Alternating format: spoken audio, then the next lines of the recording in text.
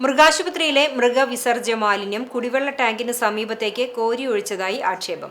കുമ്മായമിട്ട് തടിതപ്പാൻ ശ്രമമെന്ന് പരാതി. പ്രതിഷേധവുമായി നാട്ടുകാർ രംഗത്തെത്തി. കുന്നംകുളം അഞ്ഞൂർക്കുന്നിലെ മൃഗാശുപത്രി ജീവനക്കാർ മൃഗവിസർജ്യ മാലിന്യങ്ങൾ പൊതുകുടിവെള്ള ടാങ്കിനും ഗ്രാമീണ വായനശാലയ്ക്കും സമീപത്തേക്ക് കോരിയൊഴിച്ചതായാണ് പരാതി. ശക്തമായ ദുർഗന്ധം വമിച്ചതിനെ തുടർന്ന് നാട്ടുകാർ പ്രതിഷേധവുമായി രംഗത്തെത്തി. പ്രദേശത്തെ മുഴുവൻ ജനങ്ങളും കുടിവെള്ളത്തിനായി ആശ്രയിക്കുന്ന പ്രധാന ടാങ്കും അഞ്ഞൂർക്കുന്ന് ഗ്രാമീണ വായനശാല കെട്ടിടവും സ്ഥിതി ചെയ്യുന്ന വളപ്പിലേക്കാണ് മൃഗാശുപത്രിയിലെ വിസർജ്യ മാലിന്യങ്ങൾ ജീവനക്കാർ തള്ളിയത്.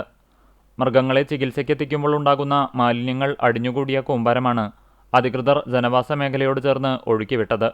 ദുർഗന്ധം സഹിക്കാനാവാതെ പ്രദേശവാസികൾ സംഘടിച്ചെത്തി ചോദ്യം ചെയ്തതോടെ മാലിന്യത്തിന് മുകളിൽ കുമ്മായം വാരി വിതറി തടിതപ്പാനുള്ള ശ്രമത്തിലായിരുന്നു ആശുപത്രി ജീവനക്കാരെന്ന് നാട്ടുകാർ ആരോപിക്കുന്നു. മുഴുവൻ ഗ്രാമവാസികളും ആശ്രയിക്കുന്ന കുടിവെള്ള സ്രോതസ്സിന് തൊട്ടടുത്ത് മാലിന്യം തള്ളിയത് ഗുരുതരമായ ആരോഗ്യ പ്രശ്നങ്ങൾക്കും രോഗപകർച്ചയ്ക്കും കാരണമാകുമെന്ന ആശങ്കയിലാണ് ഇവിടെയുള്ളവർ. ശുചിത്വ മാനദണ്ഡങ്ങൾ കാറ്റിൽ പറത്തി കുടിവെള്ള സ്രോതസ് മലിനമാക്കാൻ ശ്രമിച്ച ഉത്തരവാദികളായ ജീവനക്കാർക്കെതിരെ ഉടൻ നടപടി സ്വീകരിക്കണമെന്നും മാലിന്യം അടിയന്തരമായി നീക്കം ചെയ്യണമെന്നും നാട്ടുകാർ ആവശ്യപ്പെട്ടു.